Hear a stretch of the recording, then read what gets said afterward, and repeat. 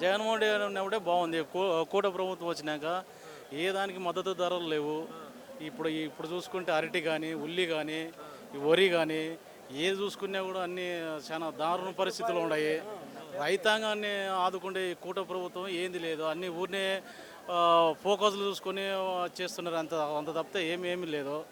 అది మళ్ళీ ఇప్పుడు జగన్ 2029కి కానీ మళ్ళీ జగన్నే సీఎం చేసుకోవాలని ప్రజలంతా కూడా ఏకదాటిగా కూడా అంత ప్రయత్నంలో కూడా ఉన్నారు. మరేంటి చంద్రబాబు నాయుడు గారు ఈ మధ్యకాలంలో మాట్లాడుతూ కూడా రైతులకి డబుల్ ధమాకా కూటమి ప్రభుత్వం వచ్చాక 20,000 మేము ఇవ్వబోతున్నాము అని చెప్పడం జరుగుతుందండి.